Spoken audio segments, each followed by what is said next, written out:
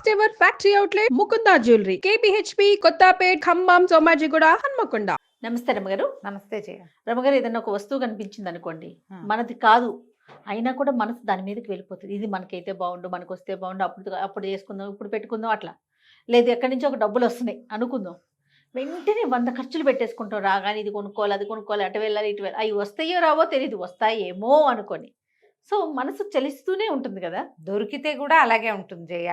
ఏదన్నా వస్తువు కనపడితే వాళ్ళని ఊహించేసుకుంటాం. ఫలానా పెట్టుబడి పెట్టి ఈ డబ్బులు పెట్టి అది చేసి ఇచ్చేసి వచ్చేసి అదేదో చేసి ఇదేదో చేశాక అవన్నీ ఇలా చేయాలి అనుకుంటాం, ఆలోచిస్తాం కదా. మనసు కుదురుగా ఉండదు. మనం ఏ పనికి బయలుదేరామో ఆ పని మీద ఉండదు, కొత్త కొత్త ఆలోచనలు వస్తాయి. ఏం చెయ్యాలో అది చెయ్యము. ఎప్పుడు మనసుకి ఇట్లా చంచలంగానే ఉంటుంది. ఈ చెలించే మనసు మీద ఒక మంచి కథ ఉంది జయ, చెప్తాను. నాకు భలే ఇష్టం, భలే నచ్చింది ఆ కథ. మనుషులు ఇలా ఉంటారు కదా అనిపిస్తుంది. ఇవన్నీ మానవ సహజమైనవి.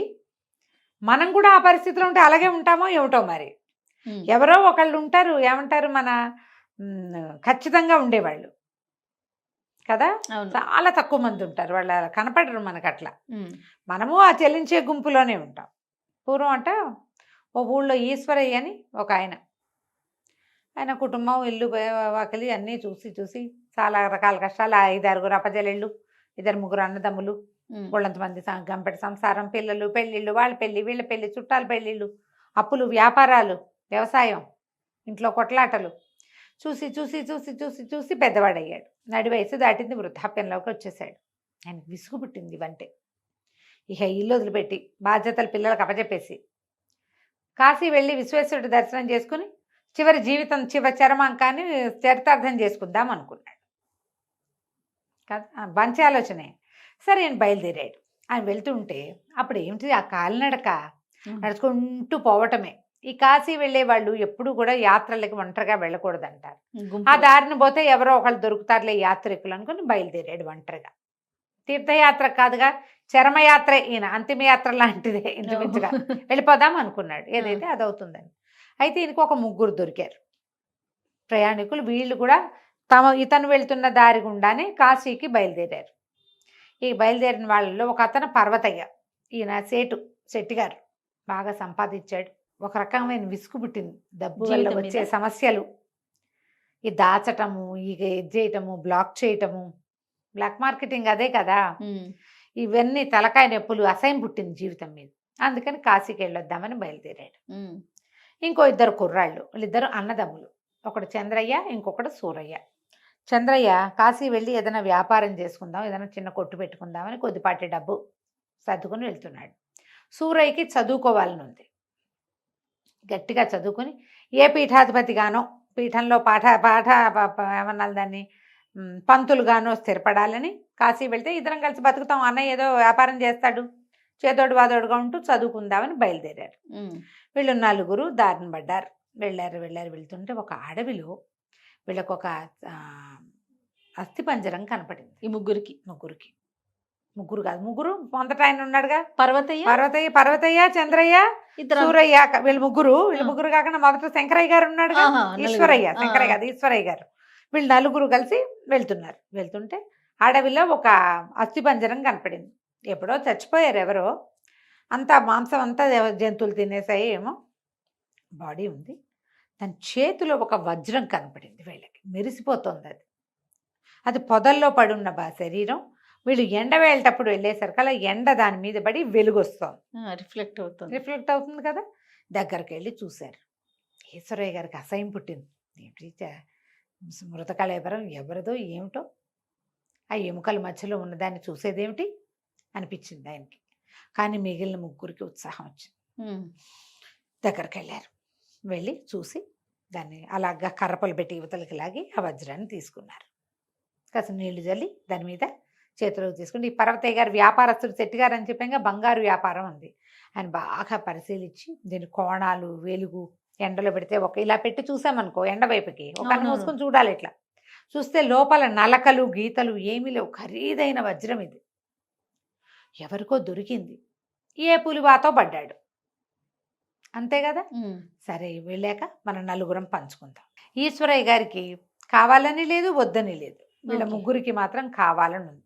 ఏమనిపించింది, పర్వతయ్య ఎంతో కొంతకు అమ్మి డబ్బులు సంపాదించుకోవచ్చు అనుకున్నాడు. ఆయన ఎందుకు వచ్చాడు ఇక్కడికి? వ్యాపారం అంటే విసుగు పుట్టి వచ్చి కూడా మళ్ళీ మళ్ళీ వస్తువు ఆశ కనపడంగా పుట్టింది.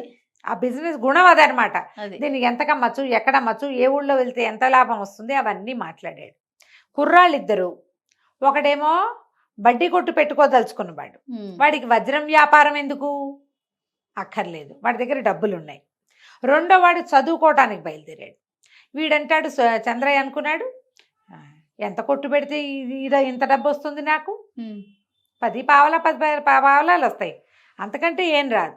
ఇదైతే లక్షలు వచ్చేందుకు మార్గం ఉంది. కనీసం 1,00,000 కాకపోతే ఆ రోజుల్లో ఒక 5,000 వరహాలకు అమ్మినా తలా ఒక 1,250 వరహాలు వస్తాయా? వరహా అంటే 1 సంవత్సరం వెళ్ళిపోతుంది ఒక కుటుంబానికి. అబ్బా, మరి బంగారం వీళ్ళకి ఏముంది జయ, కానీ పెడితే నూనె వచ్చేదిట ఆ రోజు. మనకు అసలు తెలియని కూడా తెలియదు. అక్కడి నుంచి సూరయ్య అనుకున్నాడు, ఏ పాఠశాలలో చదువుకుని పీఠాధిపతి అయితే మాత్రం నెలకి నాకు ఎంత జీతం వస్తుంది, అంతే కదా, అంత డబ్బు అని ఆలోచించుకున్నారు. 3 వచ్చింది. 4 బయలుదేరారు. అమ్మయ్య అనుకున్నారు. 4 ఆయనకి ఏమీ ఆశ లేదు, ఏం లేదు, ఉంటే ఉందిలేదు. ఎక్కడికో వెళ్ళారు. బాగా ముందుకు నడిచి రాత్రి ఒక మర్రి చెట్టు కిందకి చేరారు. సరే ఏమనుకున్నారు, ఇంకో కుర్రాడిని చెట్టుకి ఇక్కడ ఏమన్నా చుట్టుపక్కల ఊళ్ళు ఉన్నాయో చూడమంటే, అందరికంటే చిన్నవాడుగా సూరయ్య, వాడు గబగబా చెట్టుకి పైకి చూసి చుట్టుపక్కల ఏమీ కనిపించట్లేదు, రాత్రికి ఇక్కడే పడుకుందాం. మన దగ్గర వీళ్ళు ఏం చేస్తున్నారు, ఏదైనా ఊళ్ళల్లోకి ఆగినప్పుడు రాత్రికి ఇంకో పూటకి సరిపడా ఏమైనా తెచ్చుకుంటున్నారు తలా కాస్త. సరే అన్నాడు, ఇక్కడే మంట పెట్టుకుని పడుకుందామని చెప్పేసి చక్కగా మంట పెట్టుకుని ఒక మంట వేసుకుని గంటకొకళ్ళు 2 గంటలకు ఒకళ్ళు చొప్పున కాపలా ఉండేలాగా పెట్టుకున్నారు. వీళ్ళు ఏం చేశారంటే 2 గంటలకు ఒకళ్ళు మెలకుగా ఉండేటట్టుగా కాపలా కాసేటట్టుగా, మరి జంతువులు వస్తాయి కదా, అందుకని ఒక 3 పడుకున్నారనుకో, ఒకడు కాపలా కాస్తాడు, నిప్పు ఎగసం తోస్తూ ఉంటాడు. నిప్పు వల్ల వెచ్చగా ఉంటుంది, నిప్పు ఉంటే జంతువులు రావు. కాపలా వాడు ఎలాగో ఉన్నాడు కదా. ఇట్లా ఉండగా ఉండగా చివరి వంతు సూరయ్యది. తెల్లవారు లేచి చూసేసరికల్లా పెద్దవాళ్ళు 3 ఉన్నారు, సూరయ్య లేడు. ఆ వజ్రాన్ని వీళ్ళు ఏం చేశారు, మర్రి చెట్టు త్వరలో పెట్టారు. ఎవరి సామాన్లు వాళ్ళు నెత్తి కింద పెట్టుకుని వజ్రాన్ని ఎవరి దగ్గర పెట్టకుండా జాగ్రత్తగా మర్రి చెట్టు త్వరలో వజ్రం లేదు. ఇంకేముంది, సరే వాడు పారిపోయాడు. ఏం చేయాలో తెలియలా. ఏరా చంద్రయ్య నీకు తెలుసండి, నాకేం తెలుసండి, నేను ఇక్కడే ఉన్నాగా, మా తమ్ముడు నన్ను కూడా మోసం చేశాడని వల ఏడ్చాడు. ఈశ్వరయ్య గారు కనిపిస్తుంది, చిచ్చి ఆ చచ్చిపోయిన వాడెవడో వాడి చేతిలో నుంచి తీసుకున్నాము, చావే కోరింది ఆ వజ్రం, ఇక కాస్త పోయింది పొల్లు, మనది కాదు అనుకున్నాడు. కానీ వీళ్ళిద్దరికి చాలా కష్టం నిష్ఠూరం వచ్చేసినాయి. అట్లా మళ్ళీ అలాగే నడవటం మొదలుపెట్టారు. తెల్లవారాక నడవగా ఒక చోట పులిపీక్కు తిన్న సూరయ్య శవం కనపడింది వీళ్ళకి. అయ్యయ్యో, వాడి గుప్పెట్లో ఉంది వజ్రం. ఏం చేస్తారు? సరే ఏమనుకున్నారు, ఏదో జంతువులు పీక్కు తింటాయని ఆ గుప్పిలు విడదీసి వజ్రం తీసుకున్నారు. ఈయనకి ఆ శవం చేతిలో వజ్రం చూసరికి కడుపులో తిప్పింది ఈశ్వరయ్య గారికి. వద్దనుకున్నాడు కానీ వాళ్ళు వినలేదు. సరే 3 బయలుదేరారు. వెళ్ళగా వీళ్ళకి ఒక ఊరు తగిలింది. ఊళ్ళో ఒక సత్రం, ఇప్పుడు 4 కలిసి వెళ్ళేటప్పుడు మన ఆ దారి నేను పోతాను అనకూడదు కదా, ఒకే ఊరి ప్రాంతం వాళ్ళు, అందుకని వాళ్ళతోటే ఒక చోటే ఉన్నారు. 3 కలిసి ఓ సత్రంలో గదేది తీసుకున్నాక ఈశ్వరయ్య గారు అన్నాడు, నాకు గదిలో ఊపిరాడదు, నేను బయట నడవాలా పడుకుంటాను, మీ 2 సామాన్లు పెట్టుకుని గదిలో పడుకోండి అని చెప్పాడు. వాళ్ళిద్దరు లోపల పెట్టుకుని ఏమనుకున్నారు, 3 వాటాలు ఎట్లా వేస్తామండి, 2 వాటాలు అయితే సులు 50-50. ఓహో, 1/3 చేయడం కష్టం, ఆడ్ సంఖ్యలు వస్తాయి కదా, 1/4 ఈజీ. 4 వాడేటకు పోయాడు, ఇప్పుడు 3 వద్దు, 1/2 చేసుకుందాం, 1/2 చేసుకుందాం, మనం వెళ్ళిపోదాం అనుకున్నారు. అయితే వీళ్ళిద్దరూ ఆ గదిలో కూర్చొని సమాలోచన చేస్తున్నప్పుడు ఈశ్వరయ్య గారు బయట ఉండిపోయాడు. ఆయనకి ధ్యాస లేదు, కానీ ఎవరో వీళ్ళ మాటలు విన్నారు. సరే ఈయన పడుకున్నాడు, దారిని ఆయన నిద్రపోయాడు.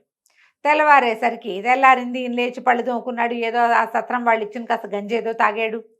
మా వాళ్ళు ఇంకా లేవలేదేమిటి అని చెప్పి లోపలికి వచ్చి తలుపు కొట్టాడు. తలుపు తెరుచుకునేసరికల్లా ఏముంది, వీడు చంద్రయ్యను పర్వతయ్య చచ్చిపడి ఉన్నారు. అయ్యో, ఇలా దిబోమన్నాడు సత్రం వాడు. అంతా వెతికారు. ఈయనకు అర్థమైంది, ఎవరో ఆ వజ్రం కోసం వీళ్ళిద్దరిని చంపేశారు. ఏం చెయ్యాలి బాబు, మీకేమన్నా చుట్టాలంటే చుట్టాలి కదండి, దారిలో కలిసా మా ఊరు వైపు వాళ్ళేను, సరే ఇక వాళ్ళకి కాశీ ప్రయాణంలో చచ్చిపోవాలని ఉంది, ఏం చేస్తాను. ఈయన కూడా ఈ ఈశ్వరయ్య గారు తన సంచులు గదిలో పెట్టుకున్నాడు, తన సంచి తన భుజాన్ని వేసుకుని బయలుదేరి వెళ్ళిపోయాడు. ఈ వెళ్ళేటప్పుడు కాశీ వెళ్ళేందుకు కొంతమంది సాధువులు, తర్వాత 2-3 ఫకీర్లు వెళ్తుంటే మళ్ళీ వాళ్ళతో కలిసాడు. వాళ్ళతో కలిసి వెళ్ళటం మొదలుపెట్టాడు. వెళ్ళగా వెళ్ళగా వెళ్ళగా వెళ్ళగా వెళ్ళగా ఆయనకి ఒక అడవి మార్గాన్ని పట్టాక ఒకడెవడో చచ్చిపడి ఉన్నవాడు కనిపించాడు. వాడి చేతిలో వజ్రం ఉంది. ఓకే, వీడు ఏం చేశాడు, సత్రం వాళ్ళిద్దరి దగ్గర వాళ్ళిద్దరిని ఆయన అటువైపు తలకాయ కూడా తిప్పి చూడలేదు. చూడలా. ఎంతమంది చచ్చిపోయారు మరి పైగా. నేనేదో జీవితం వద్దనుకుని కాశీకి వెళ్తూ మళ్ళీ ఎందుకు ఇలా ఆశపడాలి, భగవంతుడు ఇస్తాడని నమ్మి కదా వాళ్ళు బయలుదేరారు. వీళ్ళు బయలుదేరిన వాళ్ళు ముగ్గురు దుర్మరణాల పాలే అయిపోయారు. నేనెందుకు చేయాలి, స్థితప్రజ్ఞుడిగా ఉండద్దా మనుషుడు అయిన వాడు. ఖచ్చితంగా మందేదో అదే మంది, నేనేదో 10 రూపాయలు తెచ్చుకున్నా, దారిలో ఏది దొరికితే అది ఉంటుంది, అక్కడ ఏది ఉంటే అది ఉంటుంది. తెచ్చిన 10 రూపాయలు నేను గుళ్ళోనే వేసేస్తా. అన్నం పెట్టదలుచుకుంటే భగవంతుడికి గుప్పెడు అన్నమే తక్కువ నాకు పెట్టడానికి. ఇంత ఇన్ని వేల జీవకోట్లకి అన్నం పెట్టే దేవుడు నాకు పెట్టడు, నాకు కూడా పెడతాడు ఎక్కడో చోట. నిశ్శబ్దంగా వెళ్ళిపోయాడు. ఆ ఫకీర్లు అందరూ ఎవరినైనా అని అడిగారు. ఎవరో బాబు పాపం చచ్చిపోయాడు, మనకెందుకులేండి అని కామ్గా కాశీ వెళ్ళిపోయాడు. స్థితప్రజ్ఞుడు. ఆయన మనసు చెలించల. మనం ఏం చేస్తామంటే ఎప్పుడు కూడా ఏదైనా ఒకదానికి ఆశపడతాం, దీనివల్ల ఏమొస్తుంది ఏం రావచ్చు అనేది ఎప్పుడు ఆలోచించరు. ముందు ఏమొస్తుందో ఆలోచిస్తే తర్వాత ఏం చెయ్యాలో ఆలోచించవచ్చు. కదా, మనసుని చెలించనివ్వకండి. మీది ఏదో అది మీ చేతిలోకి వస్తుంది. ఖచ్చితంగా అక్కడెక్కడో ఉన్నది తీసుకుంటే అది మీదవదు. అది మీకోసం పెట్టబడలా, మీకోసం పెట్టబడేది మీ చేతిలోకి వస్తుంది. ఎవరి దానికోసమో ఆశపడితే దురాశ దుఃఖమునకు చేటు. చాలా బాగుంది రమ్మగారు. నమస్తే.